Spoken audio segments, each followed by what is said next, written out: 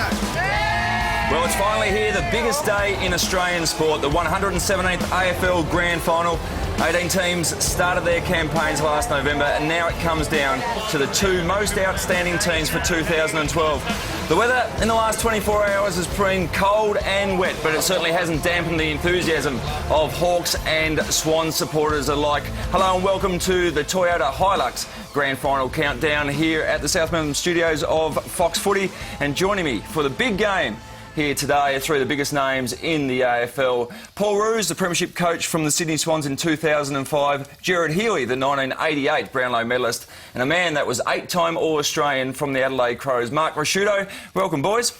Big day, huge day. I've already been to the Swans breakfast, the Hawthorn breakfast. You've been out and about already, Roo. You've been out and about. Biggest day in world sport, Al. Not in Australian sport. Biggest day in world sport. You've got to declare yourself now, Roosie. We know you've been calling the Swans we all year, so we know where your allegiance is. Exactly. Everybody decides on this day. Who are you going for, Lynchy? Well, I'm going to go try to balance it up a little bit for the Hawks, but I reckon there's a bit of a worry. I think it's going to be 3-1 because I could not imagine Roo back in a Victorian team. Absolutely not. No, I'm on the Swans. I've been on the Swans. They're a good side. I reckon they'll suffocate them and get the chockies. I've decided just to declare my allegiances for the day, and I'm going with the red and white. It's amazing how many red and white scarves are out there. In fact, they've all come down from Coogee, it seems, Roosie. There's thousands of them in Melbourne. I saw Jetta up at Coogee last week. He loved it. But it's amazing. I spoke to a couple of players, ran into them yesterday, and a few people went to the parade. They did say that the Swans were better represented than Hawthorn at the parade. So it's fantastic. I think, and probably from your own experiences as well in the grand final, I think that's understandable because everyone comes from interstate with the interstate teams. If you're going to come over for the grand final, you'll go to the grand final parade, where probably the local supporters are still at work going through their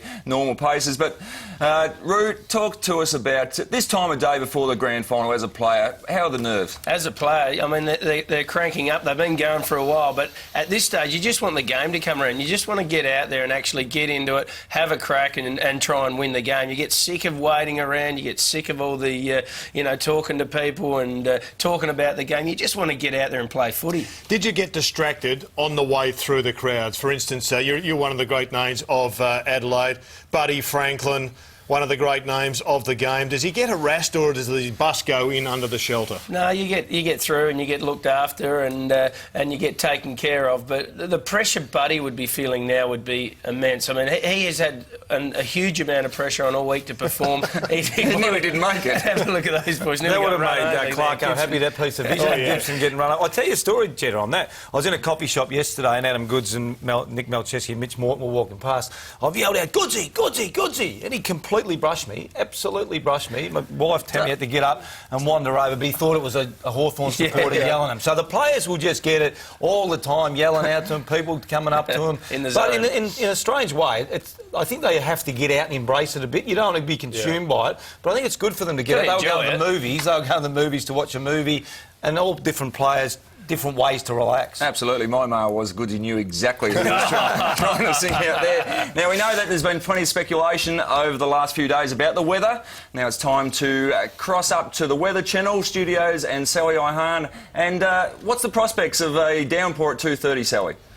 Well, it does look like we're definitely going to see showers move through across the MCG this afternoon. Most of the falls that we've seen this morning have steered past Melbourne itself, but we certainly had some cold, wet and wintry weather. Now, a deep low pressure system moving to the south of Tasmania has brought these strong, gusty, cold southwesterly winds. And you can see on the radar image here that we've had plenty of showers just around the south and the southwest of the state, but generally Melbourne hasn't seen too much yet. But that's all just changing now. We've got showers moving through the CBD, but like I mentioned, it's not so much the rainfall that we're seeing here, it's these cold, blustery winds. A severe weather warning is in place for damaging winds across the southwest, central and western South Gippsland, but we're also going to see a dramatic drop in those temperatures with wind chill moving through. So while we're seeing a top of 14 degrees in the Melbourne region, it's going to be feeling more like around 4 to 5 degrees. So I think that the fans and the players are going to have to contend with that cold weather.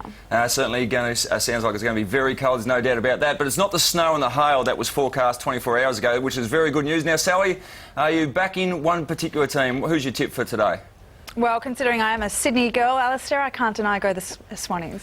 Oh, well, good luck. There's plenty of Swan support on the desk here as well, so I think I'm up against it back in the Hawks. Have a great day and look forward to chatting to you later.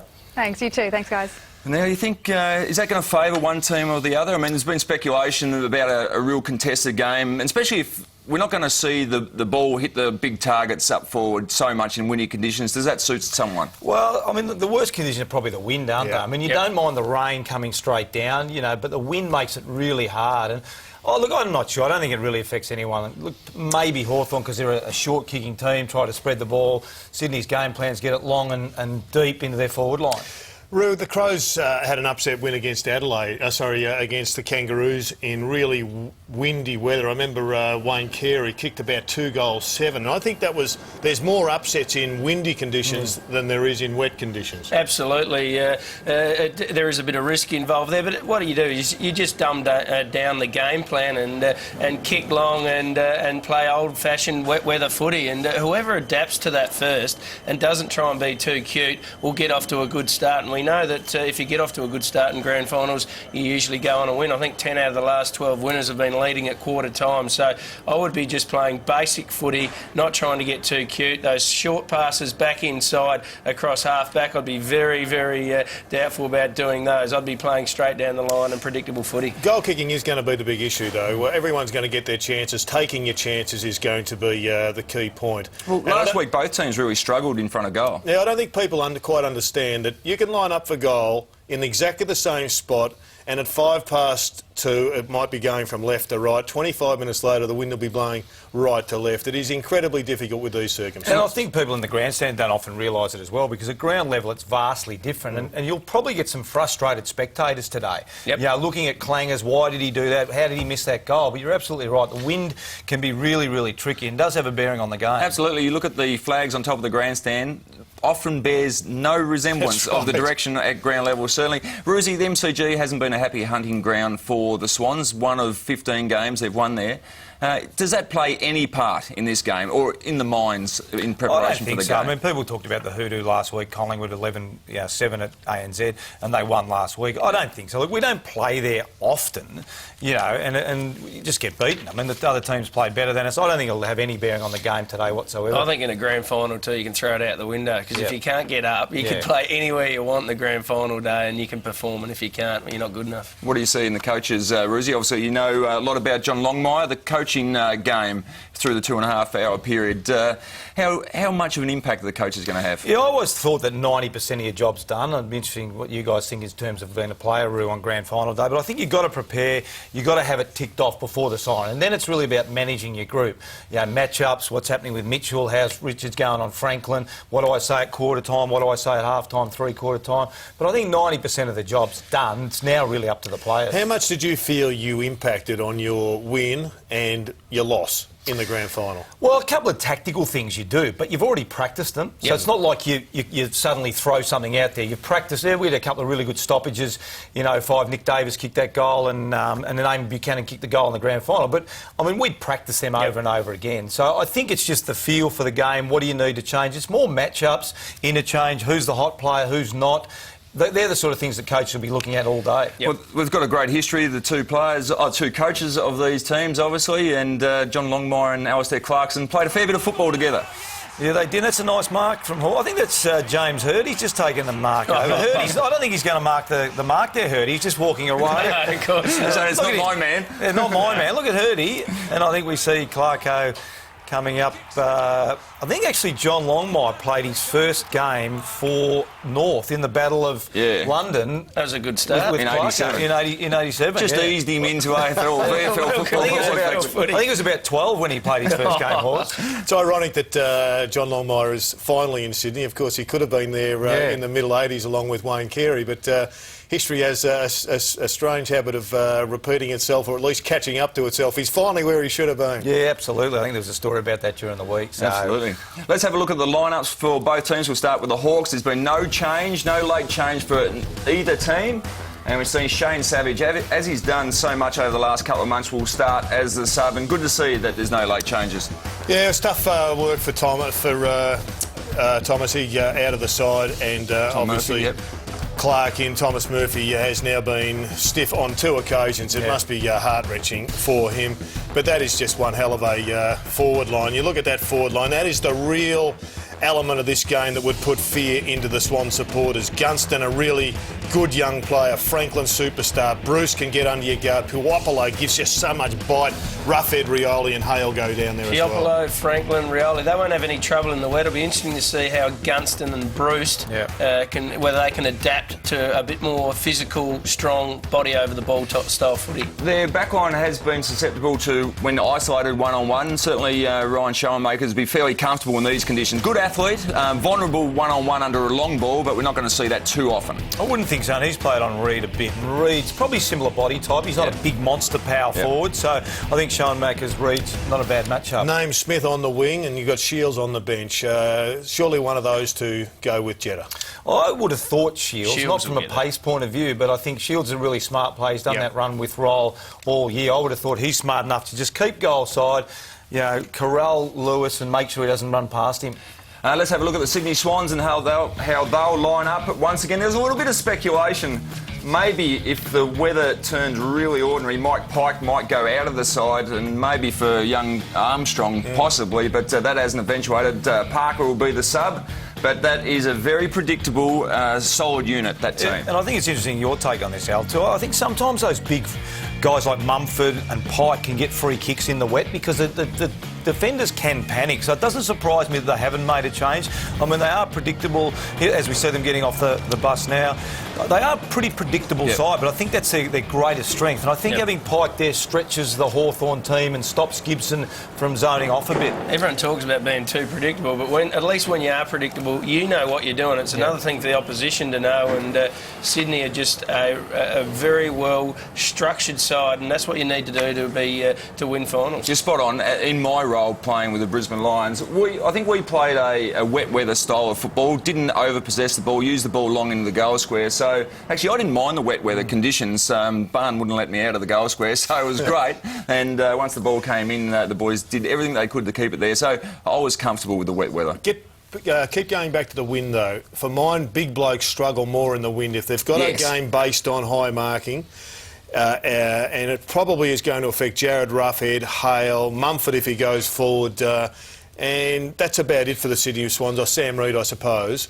They're the players I think can get limited more through the wind rather than the wet. Yeah, the interesting thing too with the wind, I think sometimes defenders get spooked by the wind as well, because the defender tends to take his eyes off the ball, whereas the forward actually watches the ball generally.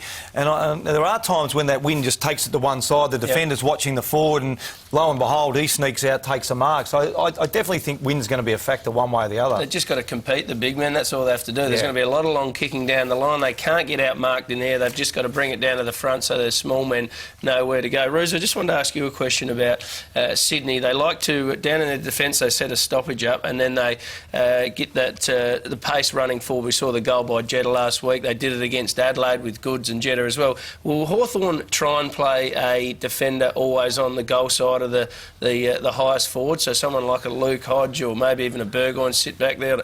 I know the term anchors used these days. Yeah. Do you think that'll happen? Look, we're going to have a look at that in the war room later on, but I think you're right. I was really surprised that Collingwood were able to let Jetta run 150 metres. That doesn't happen very often. No.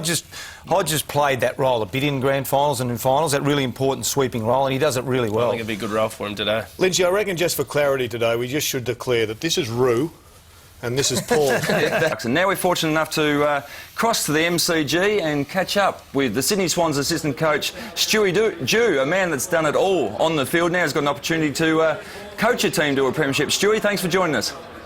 No dramas. Well, there's been plenty of talk about the weather. It looks pretty good where you are now. Yeah, it's not bad. I'm sweating up. I've got a jacket, but no use at the moment. But you never know. Things change pretty quick. A big role for you, Dewey, with the midfield and the stoppages. Yeah, one thing we'll talk a bit about later on here is certainly the centre clearances. Probably the last couple really hurt you at the SCG. I guess you've spent a lot of time and effort this week on their centre clearances. Yeah, definitely. You want to try and cut the supply. They're 5 power forwards. Really significant. We were disappointed with the last couple. I mean, the second last one was probably the one of concern. The last one we're going for broke, lose by 8 points or win by a couple. So we've had a look at it. We're a big reliance on Mummy and Pikey to really get their hands on the ball first. The key messages from the coaching group, Stuart, today. You can have so much information, but finally you've got to whittle it down to one or two elements that you focus on. Can you share that with us here at Fox Footy?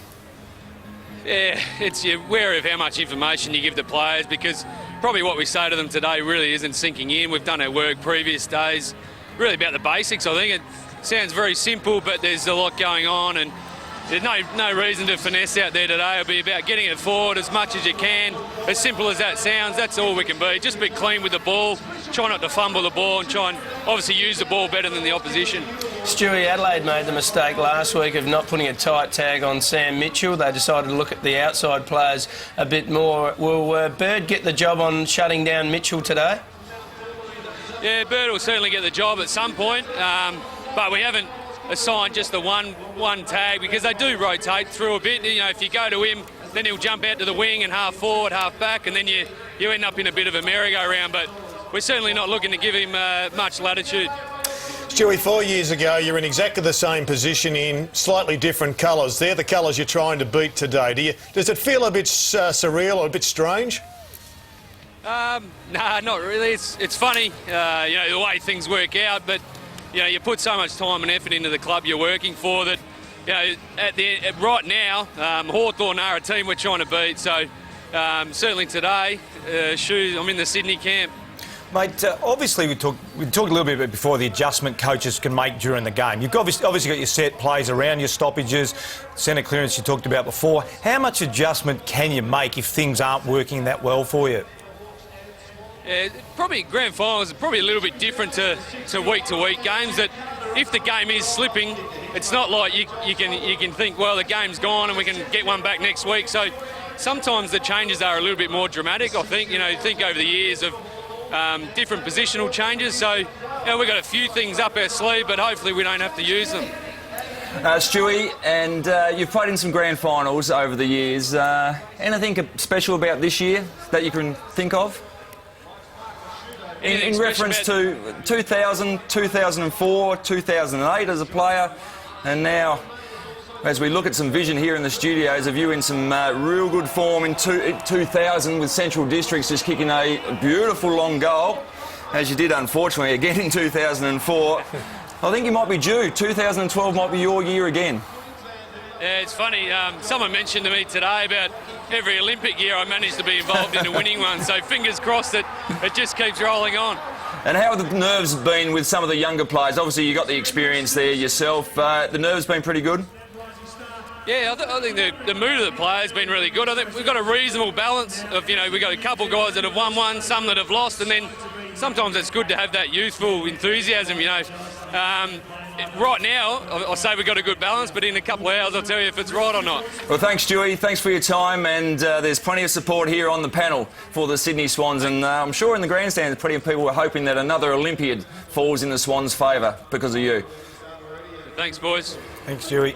Yeah, he's been a fantastic player, Stewie Dew, and he's playing a good role there at the Sydney Swans. Oh, look, we were really lucky. Peter Jonas gave me a call, and when Dewey retired, you don't often get a coach and a player of that quality getting to Sydney. Normally they sort of leave as past players they go, but it was great to have him, and we've got him as development, and now as the midfield coach. It's fantastic for the club. But he also has got that magical part of grand final history, the fact that he was a controversial selection for Hawthorn. The coach was for him, and the selection committee or the talent manager wasn't. He came, he played, and he actually was significant in getting them across the line. He nearly won the Norm Smith. Yeah. We spoke earlier about kicking goals. He kicked the goals. He was one of those really important finishers, and if he wins this year and wins the flag, he might as well have the next 3 years off and just come back in 2016. And after a few, Bob, I would have thought in the fourth year. Better grab a break here on the countdown, the Toyota Hilux Grand Final countdown. The Sydney Swans have got to Grand Final day in a very impressive manner.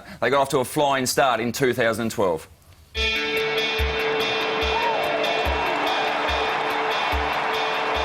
The Sydney Swans opened the 2012 season with a win over their newest rivals and would follow that up with 4 more, including a big win over their grand final opponents in round 5. It's only a matter of time before someone note him down as the Sydney Swans remain unbeaten, and they are a genuine premiership contender in season 2012. The next 4 weeks would be a minor road bump in an otherwise outstanding season. Losses to Adelaide, Richmond and St Kilda would see the Swans drop to 5th on the ladder. The sleeping giant awakes.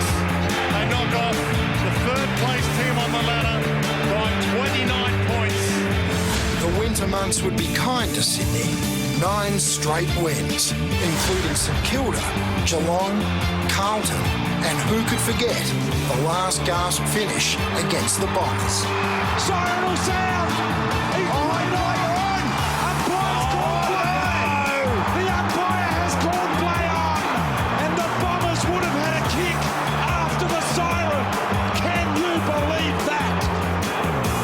The 4 games to follow would include losses to Collingwood, Geelong, and Brad Sewell's match winner at the SCG. A goal can seal it. He looks up and pumps it. It's long. It's strong. It's there. They've come from 38 points down to win by 7. But with the finals, John Longmire's men, his Bloods, would win convincingly over premiership aspirants Adelaide and Collingwood, which leads them here to that last day in September on the greatest stage of all.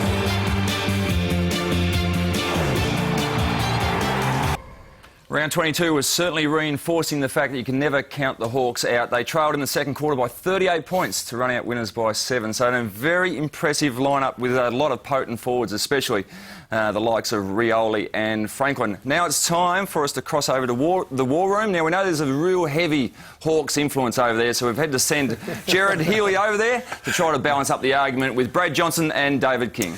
Good on you, Lynchy. Really privileged to be in the AFL inside a War Room, and as always, I'm joined by Major General David King and his Able Lieutenant in Brad Johnson. Can I just say, fellas, from a side, you've done a fantastic job right throughout this Toyota Hilux coverage for Fox Footy, and I'm really looking forward to your analysis of the battle coming forward. I know, Major General, you've taken a lead role in this, and the one thing I've really admired about you is that you've analysed both games throughout the season, and quite clearly the start is so pivotal. Oh, unbelievable start to this game, Jono. When you look at the start that was in round 22, these two sides up in Sydney, and they jumped them, the Swans, and it was a brutal game, a tough game. Have a look at the inside ball here, just to give you an idea of how hard it was to get a possession initially and then dispose of that with some sort of surety. Look at the contested possession numbers down the bottom there. You can see 92 contested and 96 uncontested. That just highlights how hard it was in tight and tough with these two sides. Look at the closing space from both teams. There was no room to move. As soon as an opposition player had the ball, the other team was going in nice and hard, nice and physical. You see there, SCG's tight enough, no space to move with both teams. In the first quarter, the Swans won the contested ball by 14, so plus 14 in a quarter, and led 4 goals, 3 to 1 point. So it was pivotal to the scoreboard battle that was going on. And look, in a lot of ways, Jared, they have to correct this, Hawthorn, or they'll be in big trouble today. A couple of blokes will fairly average early in the piece, and they're going to be significant players in the forward line for Hawthorn. Rough head, windy conditions, doesn't want to drop any balls like he did last week, and Jordan Lewis, who's had a magnificent season as well. Just set the trend for the day, didn't it? You just see there, rough head, just ducks his head, not something we've seen from Jared before. This is all in the first 2 minutes of the game last week, and it created a really nervous environment for the Hawthorn team, and you know, the scoreboard reflected that as well, Jono. Yeah, I don't think we'll see that today, and it would have been interesting to see how it was approached during the week. I don't think it would have been highlighted in a team meeting as such, but as the boys walked past Alistair Clarkson's office, I think he would have pointed the finger, come in and just have a look at this, boys, and I want to see it again. In round 5, down in Tasmania, the Swans just got the ball out of the middle so easily. They're going to have to sort something out there. Well, they made some changes from this game, Jared, no doubt. Just have a look at how easy they stepped through traffic here. You wouldn't want to be doing that today with Cyril Rioli in that vicinity, in that area, and that's the change they made. In round 5, they were smashed through these clearance situations, particularly in the second half. You can just see here how easy they follow up and score here. You can see Kieran Jack just charging through the middle of the ground there. He was the one that actually initially cleared that ball from the centre clearance. Gets the easiest of follow-ups here and a shot at goal, which he duly kicks, but they need more pressure than that, Jared. So you want a change in the middle make-up very early, and you want, from what I'm reading, Cyril's pressure inside early. I'd like to see Cyril and Sean Burgoyne go in there just to throw the challenge straight back to the Hawks. He's been fantastic, Cyril, with his defensive work. Not so much his clean hands. We know he's a great player. It's what he does without the ball, Jono, that I think separates him into the elite bracket. Well, you see there as well, when he tackles, he keeps his feet as well, so he's always in the contest. Even if his teammates win it, he's usually the next to receive as well, and that's the pleasing aspect, and can push forward and contest very well. What a win it was from the centre there for Sean Burgoyne. Everybody said it was Rioli that got them across the line against Adelaide, but it was that clearance from Burgoyne so pivotal. He's been fantastic in big moments, Jared, and they need it again today. I think they need to put him in right from minute one. What you're saying, Kingy, it's a big day for Sean Burgoyne. There's Burgoyne, straightens up, punt road in, 30, closing, hammers it home. Oh, Burgoyne, strong, kicks, goals. Hawks have been seriously challenged over the last month of football, and it's been this man that's proven the difference, Sean Burgoyne. They call him Silk for a reason. 3 goals in the second half against the Sydney Swans in round 22, and on the weekend, the preliminary final, 6 of the last 8 goals the Adelaide Crows had kicked, and they give this man the opportunity to wrestle back some ascendancy. Perfect tap, clean at ground level, and away he goes. Look at the space available to him here, goal side. That will not happen today against the Sydney Swans. They will not allow him to step out of a clearance situation as pure as this. This is exactly why they traded picks 9 and 16 in the 2009 National Draft, to get this man to impact on the biggest day. Burgoyne with a clearance, Rioli boxing. Oh, he just went up vertically. Sean's been here before. Remember this, in 2004. All thrown in the pocket, lovely tap. Stuart Dew couldn't do it. Don't you love it when a plan comes together? He's been there, he's done it before. Will he be the X factor for the Hawks again? You have come up with a number of formulas this year, and I've been admiring most of them, but I like the way that you are having a look at not just the record of the Swans and their losses at the MCG, but you've come up with a theory potentially to explain why it is so. I think the Swans challenge you in a clearance sense, in a contested possession sense, and if you fail that test, then they get hold of you. Let's have a look at the stoppage numbers. And the average this season is they average 103 stoppages per game, Jared. So if you can't beat them there, you're in trouble. Number 1 in the competition. But does that travel to the MCG? Are they able to get that sort of game, that in-tight and tough game at the MCG? And the numbers suggest they don't. Last MCG 77, average 84. That was last year in a couple of games they played there. So that's 20 to 30% down. So I think if that's the case, it's more of a controllable game. With every theory, Jono, though, there is a counter theory. And I've been working on this theory and just trying to sort of just put it under some scrutiny. If that is so, Professor Miller, why is this so? That they can, at other venues, do so well. Let's take a look at the measurements. 141 width, 160 for the MCG, today's venue. At other venues where they have had some victories, let's take a look at the dimensions. 140, so it's not so much the width and even the length there. They've won often over the last couple of years at Aurora. In fact, this year they had the big win in round 5. And over the years they've won quite comfortably at Patterson's. But this flows into your theory, Kingy, because whilst it has got some length, it's quite a skinny ground. I'm not comfortable with you coming up with counter arguments in the war room, Jared. This is the war room. This is my turf in here. Well, what you're saying is, Jared, be disciplined. And I accept that because, Major General, you think that's the key element to the Swans. I do. I think the Swan system's fantastic. And firstly, they rate defence higher than any other facet of the game, John. I want to show some vision here of what we're talking about. When we talk about the Swans getting goal side their opponent, ball spilling around on the wing there, you can see it hasn't really been won or lost just yet. If we pause it there,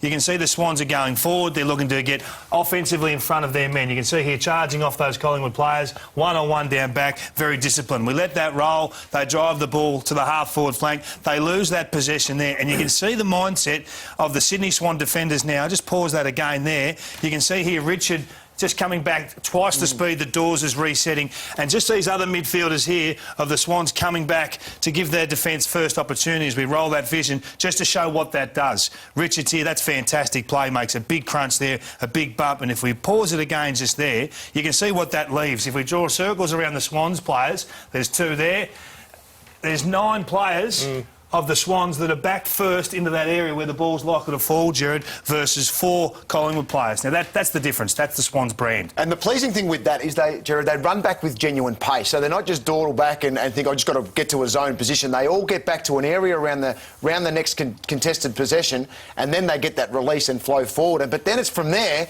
it's the run forward. So it's the gut run back, but then the pleasing thing is the gut run forward. Alistair Clarkson, famous for his cluster and famous for the way he's moving the ball a la cross style.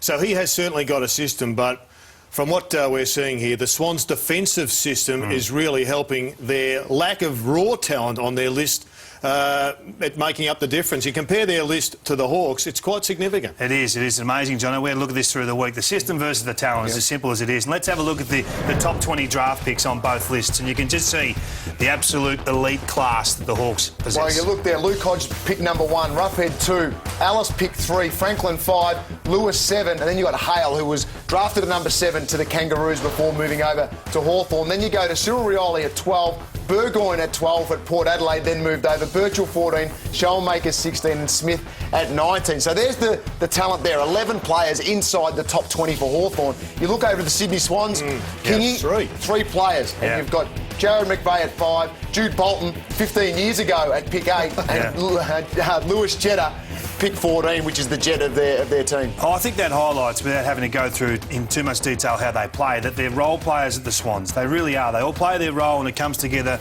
as a collective. And I think when you look at Hawthorn, they set up to get that individual brilliance, that talent to impact, to make the moments, if you like. Rioli, Franklin, Hodge, these guys. And I think that's the game in a nutshell today. Lieutenant, been great so far. Major General, do you mind if I throw it all break? No, go right ahead.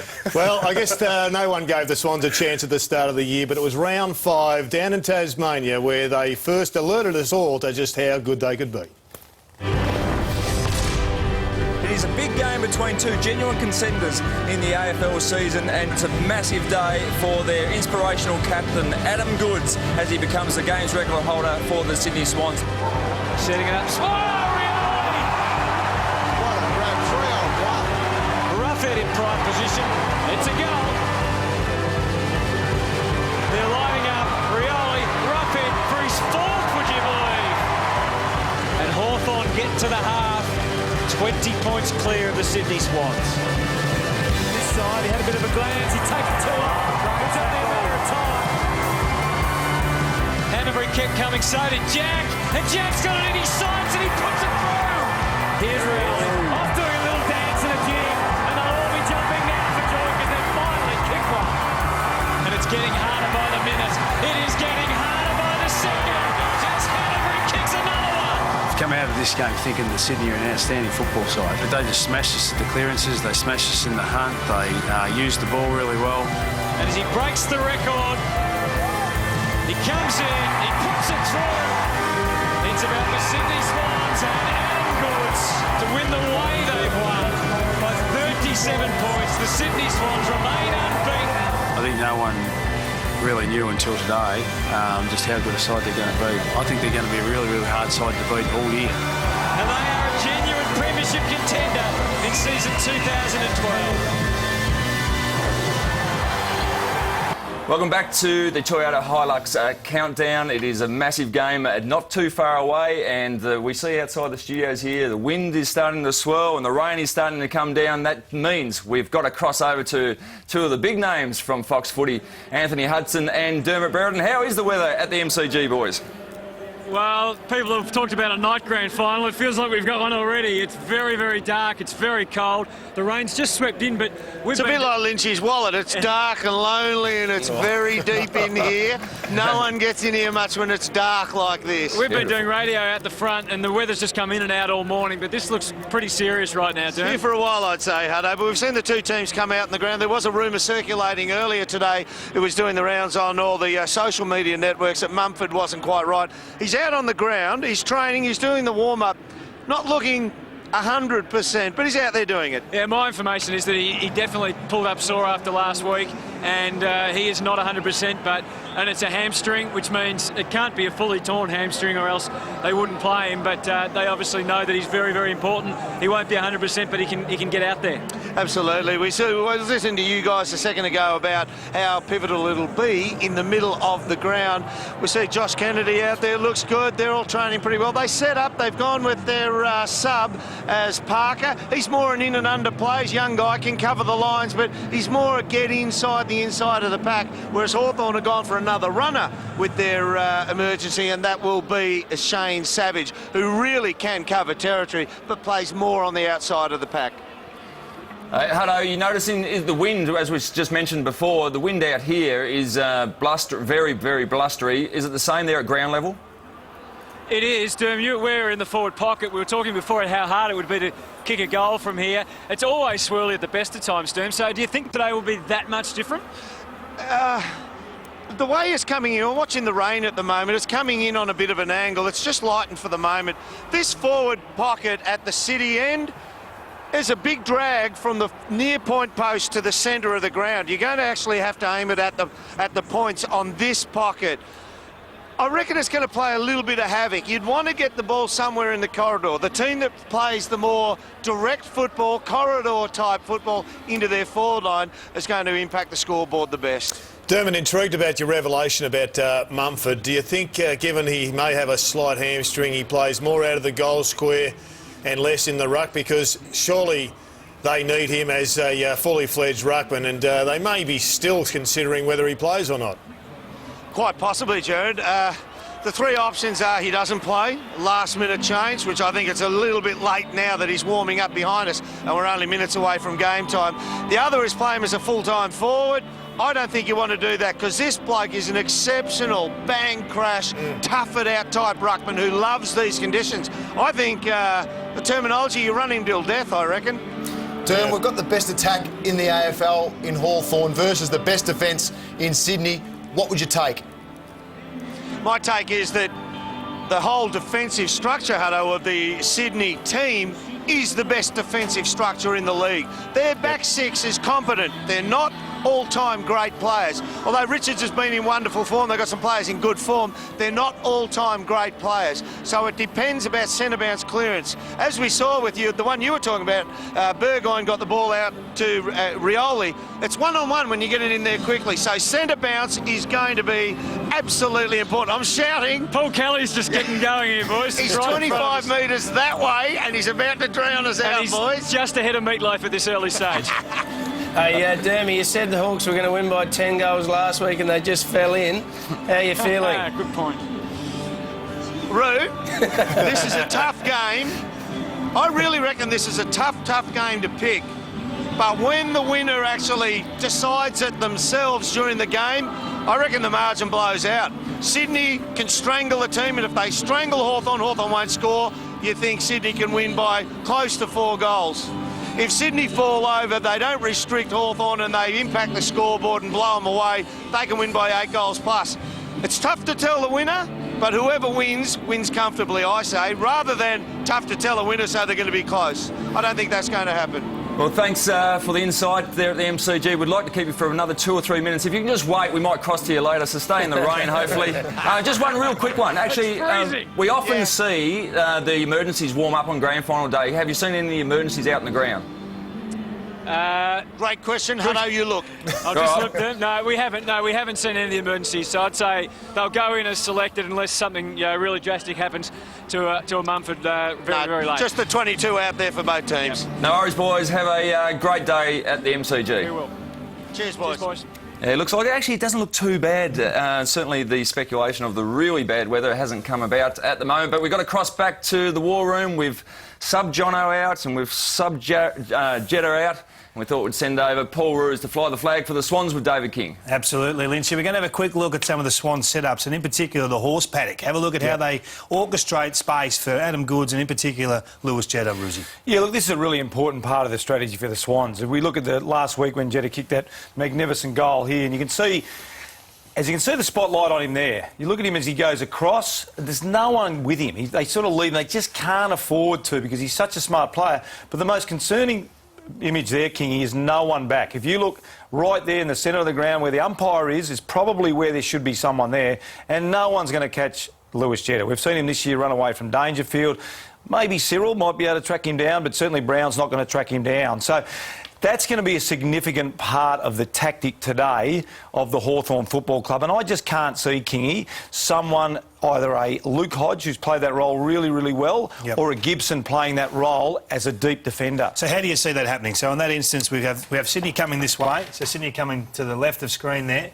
Yeah, Jetta just here. How do you see that unfolding? Look, I mean, the biggest thing is you can't let Jetta get goal side. Yep. You certainly can't get, and you cannot give this sort of space here. Now, I would suggest what you do is make sure there's a player here and possibly a player here as well, because the Swans want to go quick and long. They're not going to be chipping it around the boundary line through here. And as you mentioned there. So your setup should be looking something along those lines. Really can't afford to give that space to the Swans. They've done it well all year. I think the way the Swans counter-attack will be critical. If they do have those extra players in their defensive half to run and engage, then they can run it at Gibson at times, or Hodge if that is to be the case. Let's have a look at the Swans forwards versus the key backs of the Hawks and have a look at their contested marking through the course of the season. This is the first quarter from round 22 and they're in great form, the Tools of the Sydney Swans, and I'm not sure the Hawks' keys are in great form individually. As a unit, they're great with their support, but one-on-one, there is a vulnerability Look, there. then they're not monster defenders, are they? You talk about Stratton, Gibson and Schoenmakers. They're not big defenders, and it's really hard to defend one-on-one now, particularly with the hands in the back and the chop in the arm. So it doesn't matter whether you're big or not, to be honest. But the fact is, the Swans contested mark, that Marty Matno, as we saw there, rolling off. But this is the concern. If they can isolate like this, Reid really jumps. He projects himself. He gets his arms up really nice and high. So what John Longmire and the coaching staff will try and do is get those one-on-one matchups. What Alistair Clarkson will try and do is not have those one-on-one matchups and have a Gibson perhaps rolling off.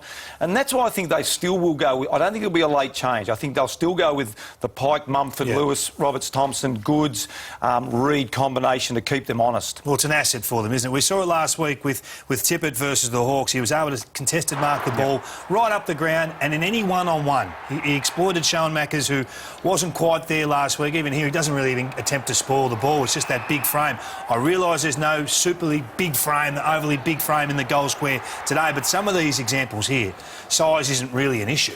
No, I agree. And I think what you might see today, King, a bit more is a Hale-Roughhead combo dropping back as well, because there will have to be man-on-man contests if there's four tools up there for the Swans, particularly when Goods does go forward. So I think you'll find Hale and Roughhead pushing back pretty hard to help their defence. Well, there's the contested marking numbers. The Hawks, you can see this season, average 9 and 12 against. Yep. It's a huge concern. It's been that way all year. And in the qualifying final versus Collingwood, have a look at that, 17. That's a huge number. Cloak took 6 of them. We realise they're the bigger bodies. And against Adelaide as well in the preliminary, 15. It's a massive problem, and you have to question whether that is the way that they counter-attack out their back half. Sydney could cause one-on-ones through the middle of the ground, that high half-forward area, and obviously in their forward 50. Well, and I think that's why the Sydney game plan is predictable. They will get it in long. They're a very long kicking team, and those numbers have gone up. They're alarming. 12's alarming enough. When you're going up to 17 and 15, Cloak 6, Tippett 7.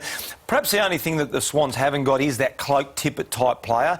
Reid's a thinner, more mobile, so is Lewis Roberts-Thompson. If Mumford gets down there, he might get hold of him. And we've seen Pikey take a couple of contested marks this year as well. Well, if they're up around those 15 to 17 area, they win. There's no doubt about that for me. Let's have a look at the structural players for both sides and compare the pairs, if you like. And the back line battle, you can just see there the two pairings. We've got from the Hawks, we've got Schoenmakers and Gibson, and then obviously from the Swans, we've got Teddy Richards and Grundy. In my opinion, that's the All-Australian pairing. They're the best two defenders as a combination. Yeah, I agree. They work really, really well together. And as you add, look, Hodge is going to be the interesting one, isn't he? Will he play down back? I suspect he will start early down back because he's such a creative player, and he will be the one that's able to zone off and sit back, particularly without McGlynn there. McGlynn's one that can get up and get back, and I think Hodge could be critical to that back 6 for Hawthorn. Ensuring their one-on-ones will be the key today, no doubt. Stoppages are always important. We know that in big games and in finals, and you know this better than most. You've seen this historically through the course of your coaching, the importance of winning key stoppages. Here's Nick Davis in that I see it, I don't believe it moment. You were coaching in these two occasions. Look at the space there, King. I mean, that's a set play that we worked on, and full credit to the players at that time of the game to be able to think through that. Jason Ball here again in the grand final. This was 2 weeks later. Not Nick Davis this time, but Eamon Buchanan. And the Swans traditionally have been a good stoppage team because they've got good leaders in the midfield here, and they've got good ruckling. Bally, great tap down. This time Davis was going to the outside. Buchanan, I think that was the goal that actually put the Swans in front as well. And there's been some pretty significant Swan stoppages over the last month or so as well. Oh, last week against Collingwood, they kicked 4 goals, 5 from stoppages, and we want to have a quick look at actually how they get that to happen. I don't think it's the same players each time. You can just see there we've spotlighted a couple of players, and they've been their tagging players. That was Jack coming off Swan to get involved. You can see again McVeigh releasing from those tag tagged roles to get in there and after the football. They feed it back every time, predictable in how they play, but you have to defeat that. I think it's a real scare for players who are being tagged. Again, here you can see the tag there. It's O'Keefe tagging in tight, and it's Jack just off the back there.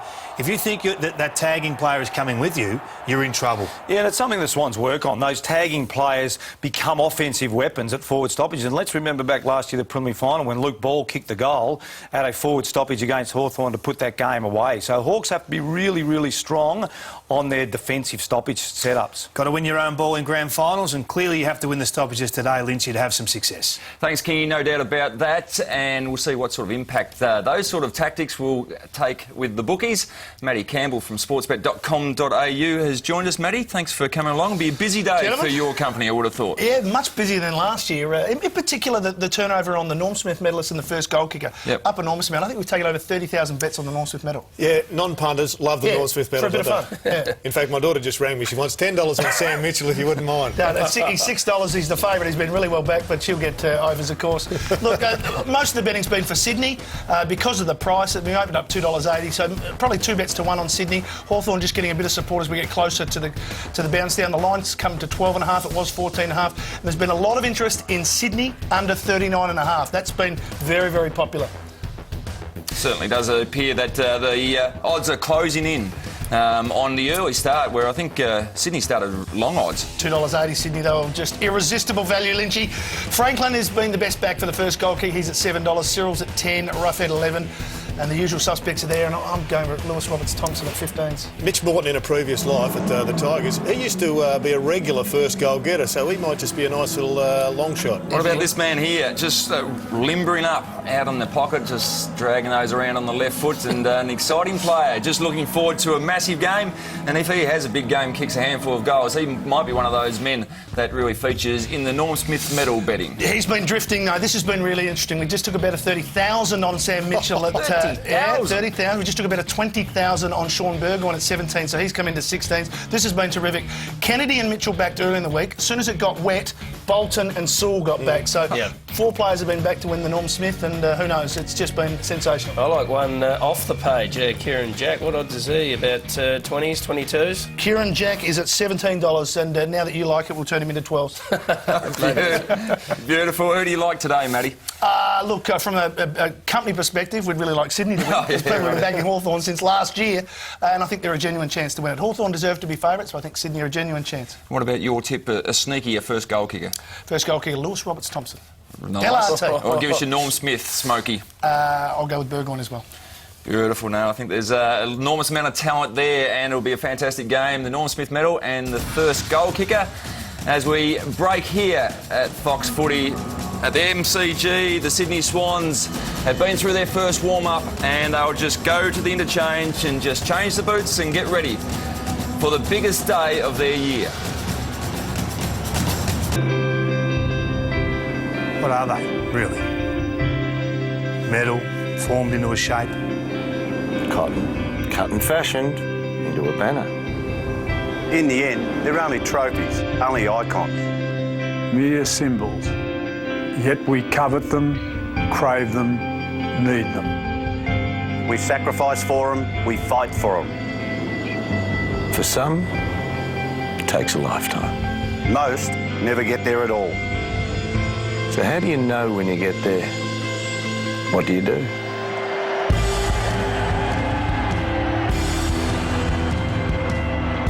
For us as players, we seek what players have always desired. To possess the cup, to hold it aloft. It's a powerful moment. For in that moment, that instant of acquisition, is a joy so deep that it lives in your heart forever. In that moment, you can physically touch the dream.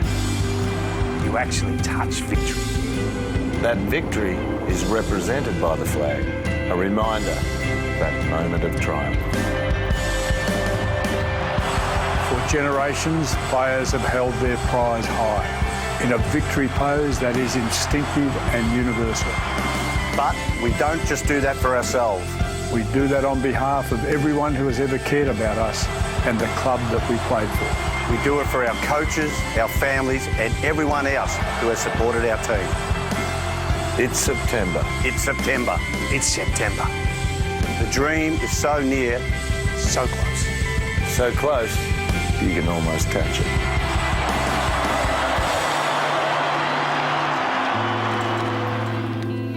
Certainly what every AFL footballer dreams of, and certainly success on the last Saturday in September is what it's all about. And fellas, we're getting closer to the start of the 2012 Grand Final. I want to get some tips and a Norm Smith medal winner. Ruzi, who do you like today? Well, surprise, I'm going for the Sydney Swans. That'll be a massive surprise to everyone watching. 10 points. Look, I think it's going to be a pretty close game. It's a really tough one to call. And Josh Kennedy, I'm probably more convinced about Josh Kennedy given the weather and given it's going to be a tough inside game. And look, he's outstanding, been a great clearance player, but now runs and spreads, can mark it going forward. And I think he'll win the Norm Smith medal. I think that's what everyone's been so surprised about, his size and his physicality in the contest. But the fact that he can go forward and take contested marks as well, he is a real asset in these conditions. No Look, he's improved his game this year because of his spread and his ability to kick goals. He's kicked goals this year in many, many games and really critical goals as well. Look, he's about 188, 189 centimetres. He's about 94, 95 kilos, so he's a big midfielder. Now, Jared, having a look at the scarf you've got on, I've got a reasonable handle on who you're going to tip, but give us a tip, margin and medalist as well. Well, I saw the Swans last week against Collingwood. They got across the line by about 26 points, but they were 10-goal winners. They were absolutely magnificent. Their form in the last 2 weeks cannot be doubted. Love Kieran Jack's year. He's a step away from being a superstar of the competition, and maybe it's today that he elevates himself to that position. A tight game. A bit spooked, I've got to say, about the query on Mumford, but if Mumford can impact on the game as I think he can, then the Swans can get across the line in a tight one. Well, Roo, there's one Victorian team in the grand final, so it means you're going for the other. What's the margin, and who's going to win the Norm for you? I think it's going to be pretty tight, Lynchy. I think we're all thinking the same things at the moment. I've gone for Sydney by 7, and like Jared, I've gone for Kieran Jack as well. He's really tough in tight and contested ball. He gets the ball inside 50 more than anyone else at Sydney as well, and he's one of 10 players that have kicked more than 15 goals this year as well. He's a goal kicker, he's tough and hard, he's a good tackler, and I reckon he might just have a big day out. Geez, it's been an incredible story, the Kieran Jack story, for his dad obviously being one of the legends of the Balmain Tigers.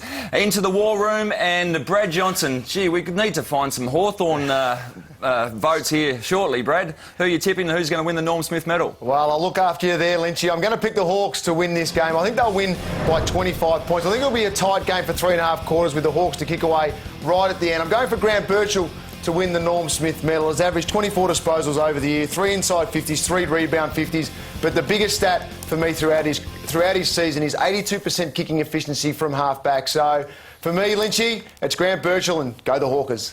Thanks, mate. Now, David King, who's just taken every award for special comments around the competition this year. Kingy, who do you like? I like the Hawks. They've been the best side all year. It's hard to tip against them. I've gone by 18 points, but I think the margins are relevant today. It really is. It's all about winning. And Sam Mitchell for the Norm Smith, his composure around those clearance contested situations is fantastic. His clean hands needs to be supreme today. But more than anything, I think his leadership is the one thing they really crave, and that must be to the fore today. Nice work, General. Let's go to you, though, Lynchy. You've compared the show marvellously. Normally you are punch drunk on Grand Final Day, but can you give us... Nice little cheapie, just late in the day as well. Well, you were the one that were throwing the cheapies. You've got to stay with me for the day. I'm going to go with the Hawks. I think they've been the best team over the course of the season, and I think they've got a lot of real hard in and under players with great spread on the outside as well. And I'm going to go for Jordan Lewis because I think he's someone that can go forward, maybe even play a shutdown role on Reece Shaw, but we know he's got the class to kick goals as well. Yep. If it is going to be a midfielder, there's so many great midfielders on the ground. I think it's the person that impacts on the scoreboard that will probably snag the votes. Yeah, Lewis has played some really important roles this year. Yeah, absolutely. Now, Ruzi, we're going to let you and Roo go, but we know that you used to love your coaching down on the boundary line, and we're going to send you into the MCG again to get that sort of perspective, and we'll have a chat to you at half-time as well. Look at that Torbo stealing them. Look at the Torbo stealing them while he's behind. That's all he did. Good constructive feedback there too, Ruzi. How'd you go? How do you like it down there? Bit of a message?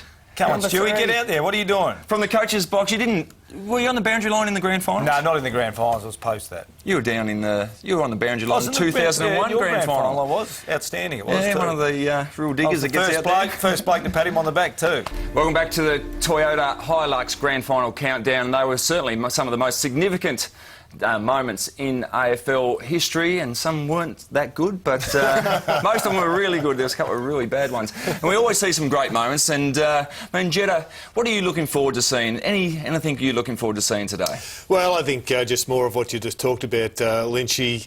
I think Roosie was magnificent after the drought of 72 years. I want to see more here at his moments. We had Crawford pour out his emotion. We saw Choco.